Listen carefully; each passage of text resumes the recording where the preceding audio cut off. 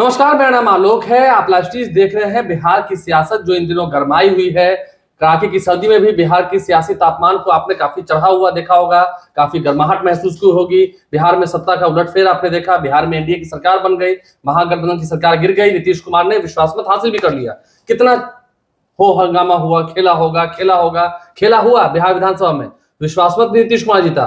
और अब फिर से बिहार की सियासत से जुड़ी हुई बड़ी खबर के साथ मैं आलोक और श्री गणेश्वर जी आपके सामने हाजिर है। फिर कोई बड़ी खबर, फिर सियासत गरमाएगी। देखिए आलोक, खबर तो बड़ी है और यह भी दिख रहा है कि नीतीश कुमार बहुत दबाव में है। देखिए, आपको पता है, आपने कहा ही कि विश्वास मत भी नीतीश कुमार ने जीत लिया। बिहार में बीजेपी के संग सरकार भी बन गई जेडीयू की, लेकिन मंत्रिमंडल का विस्तार नहीं हो पा रहा है। कैबिनेट विस्तार नहीं हो पा रहा है, कैबिनेट एक्सपेंशन नहीं हो पा रहा है। 1 महीने से ज्यादा का समय बीत गया। जी नहीं, अभी तो हाँ जी। तो खबर ये आ रही थी कि 1 मार्च को या 2 मार्च को मंत्रिमंडल विस्तार होगा। इसके पहले भी खबरें आई थी, 28 जनवरी को जब सरकार बनी थी तब कहा गया था कि 2 फरवरी को ही हो जाएगा। लेकिन जो मेरी खबर है और यह पक्की खबर है कि 1 मार्च और 2 मार्च को मंत्रिमंडल का विस्तार नहीं होने जा रहा है। 1 मार्च को मुख्यमंत्री नीतीश कुमार का जन्मदिन भी है और मेरी खबर जो है उसके मुताबिक 11 मार्च के बाद ही मंत्रिपरिषद का विस्तार होगा।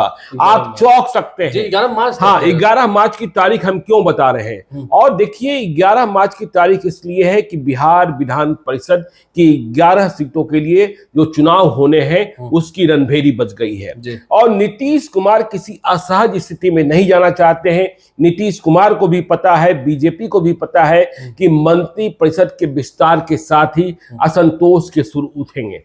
तो अब यह फैसला किया गया है कि मंत्रिपरिषद का विस्तार और भी आगे टालते हैं। अब देखना यह महत्वपूर्ण होगा आलोक जी कि पहले लोकसभा चुनाव की तारीखों का ऐलान होता है कि उसके पहले मंत्रिपरिषद का विस्तार होता है। आचार संहिता लग जाएगी। जी नहीं, आचार संहिता लगने से मंत्रिपरिषद के विस्तार में कोई बाधा नहीं है। बिहार मंत्रिपरिषद का विस्तार होना है तो नीतीश कुमार मंत्रिपरिषद का विस्तार कर सकेंगे, लेकिन 11 मार्च के बाद ही यह हो पाएगा।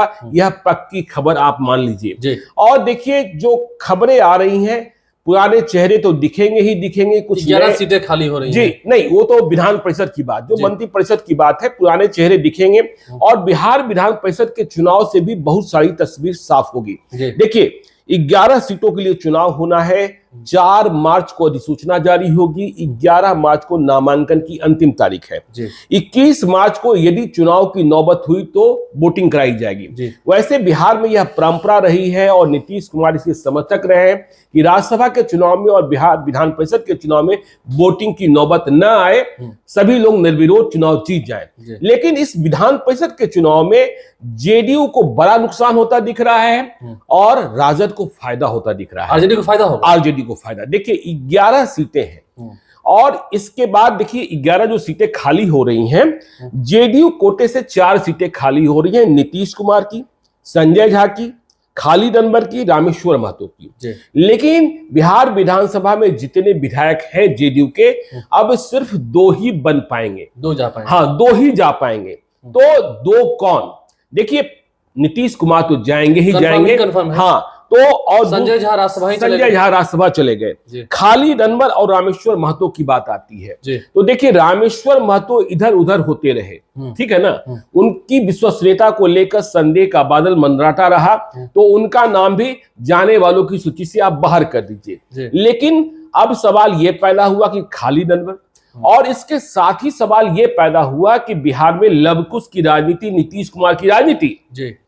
देखिए, रामेश्वर महतो के रिटायरमेंट के साथ ही बिहार विधान परिषद में कोई कुशवाहा जेडीयू से नहीं बचेगा, तो वहां रिक्ति हो जाएगी। आपको वह बवेला भी याद होगा जब उपेंद्र कुशवाहा ने जेडीयू छोड़ा था और बिहार विधान परिषद की सदस्यता से इस्तीफा दिया था, तो डॉक्टर राजवर्धन झा आजाद को राज्यपाल के कोटे से नीतीश कुमार ने मनोनयन करा दिया था, जिस पर कुशवाहा नेताओं की आपत्ति थी कि कुशवाहा किसी दूसरे को दी जा रही है। काफी बखेड़ा खड़ा हुआ था। ललन सिंह भी नाराज हो गए थे। तो देखिए, लवकुश की राजनीति जो नीतीश कुमार करते हैं, क्या वह इस बात को पसंद करेंगे कि बिना कुशवाहा विधान परिषद, और अभी लोकसभा का चुनाव भी है, खालिद अनवर जो एक और है जिन्हें रिटायर होना है।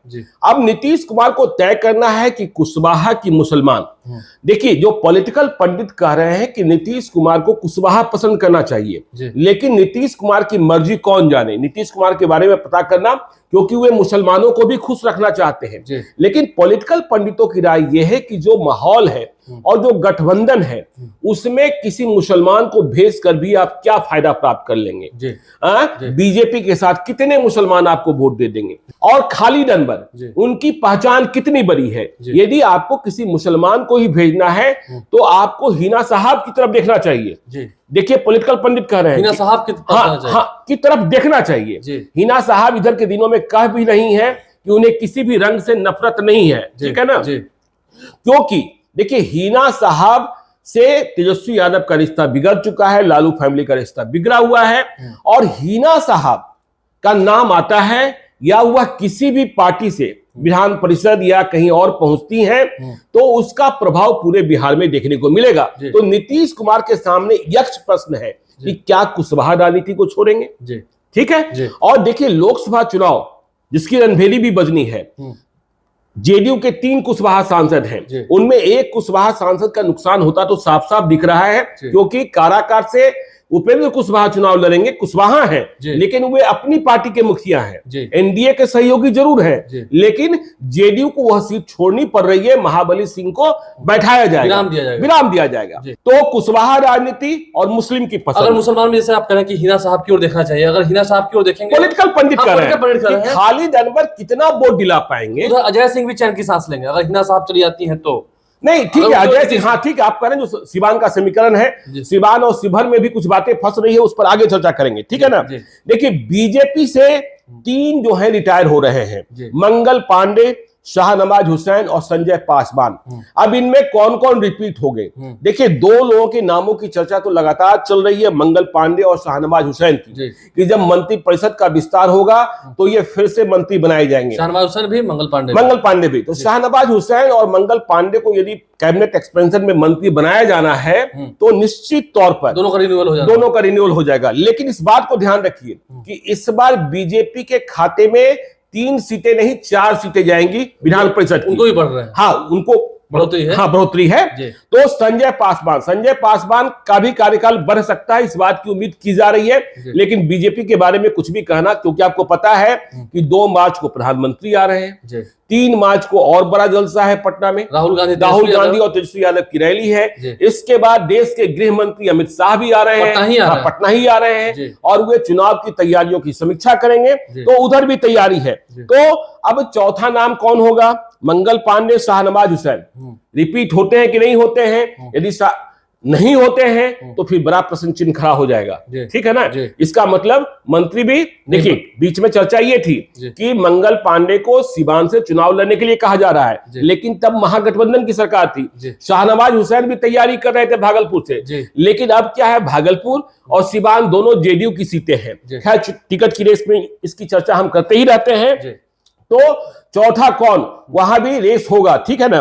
अब देखिए, आरजेडी को फायदा होते दिख रहा है, आरजेडी, कांग्रेस और लेफ्ट को 5 सीटें मिलेगी इस बार, क्योंकि आपको याद होगा कि पिछली बार जो संतोष मांझी भेजे गए वे आरजेडी विधायकों के बूते गए थे। लालू यादव ने उन्हें विधान परिषद पहुंचाने का काम किया था। राबड़ी देवी गई थी, रामचंद्र पूर्वे गए थे, संतोष सुमन गए थे उस वक्त। जी, संतोष सुमन गए थे और प्रेमचंद मिश्रा गए थे कांग्रेस से। कांग्रेस से। तो इस बार देखिए, इंडिया ब्लॉक को 5 सीटें मिलेगी। राबड़ी देवी फिर से जाएंगी, कंफर्म है। हाँ कंफर्म है। रामचंद्र पूर्वे की इतनी उम्र हो चुकी है, उन्हें फिर से मौका दिया जाता है या विराम दिया जाता है, यह देखने की बात होगी। लेकिन बाकी और कौन? देखिए, संतोष मांझी तो अब न जेडीयू से भेजे जाएंगे, न आरजेडी से भेजे जाएंगे, न बीजेपी से भेजे जाएंगे। उन्हें लोकसभा का चुनाव लड़ना है, उनकी तैयारी हो रही है। और देखिए, चुनाव इतना करीब है कि उन्हें मंत्री तब तक बने रहने में परेशानी भी नहीं होनी है। बिना किसी सदन के सदस्य हुए 6 महीने तो मंत्री रह ही सकते हैं। तो संतोष मांझी का सवाल उधर है। अब देखिए, कांग्रेस का प्रश्न बड़ा प्रश्न है कि कांग्रेस के प्रेमचंद मिश्रा या कोई और, ठीक है ना। देखिए, यह सवाल हम इसलिए उठा रहे हैं कि माले ने, जो लेफ्ट की पार्टी है, जिनके विधायक हैं 12 विधायक है ना, सब मिलाकर 16 है, सब मिलाकर 16 हैं।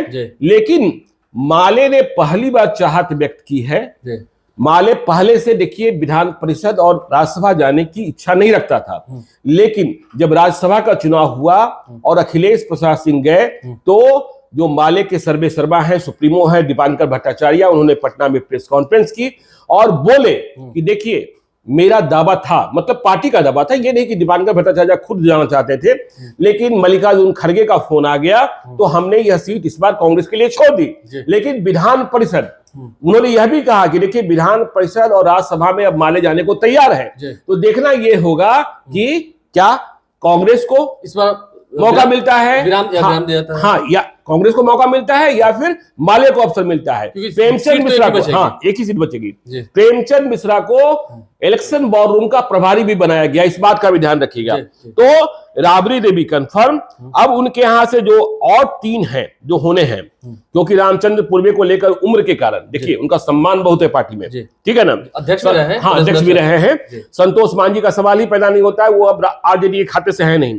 तो वहां जो वैकेंसी है 3, एक तो माले या कांग्रेस, तो यह देखने की बात होगी कि 3 में किसको अवसर दिया जाता है। क्या उनमें किसी को भी अवसर मिलता है जो मुश्किल के वक्त में इनके साथ खड़े थे, उनके किसी करीबी को, या कोई इस्तीफा देकर चला आता है, यह भी देखने की बात, ये भी देखना होगा। तो 11 सीटें जो खाली हुई है बिहार विधान परिषद की, मंत्री परिषद का विस्तार 11 मार्च के बाद, 11 सीटें जो खाली हुई है 11 में 11 कौन जाते हैं देखना होगा, और 11 मार्च के बाद ही मंत्री परिषद का विस्तार होना है, क्योंकि 11 मार्च ही अंतिम तारीख है नामांकन की, उस दिन तक तस्वीरें साफ हो जाएंगी और कुछ समय ही शेष है, क्योंकि अब इसमें पार्टियों ने मंत्री, यदि एक और नामांकन हो गया तो 12वां नामांकन हो गया तो कैबिनेट एक्सपेंशन और टल जाएगा, इस बात को रखिएगा, और भी टल जाएगा फिर, क्योंकि वोटिंग नहीं होता। हाँ जी, आप लाइव साथ बने हैं, देखना यह है कि कैबिनेट विस्तार में और कितना देर है, क्योंकि कई सारे ऐसे नेता हैं जो इंतजार में बैठे हैं, जो पहले मंत्री थे भी, उन्हें मंत्री बनना भी है। देखना होगा नीतीश कुमार का फैसला क्या होता है, आरजेडी का फैसला क्या होता है, उम्मीदवार कहां से आते हैं, नाराज लोगों को खुश किया आता है, क्योंकि चुनाव की बेला भी आ चुकी है 2024 की। देखना होगा, हमारे चैनल को सब्सक्राइब कर लें, साथ साथ फेसबुक पेज लाइक करें, इसके अलावा ट्विटर हैंडल पर लाइव फॉलो करें। धन्यवाद।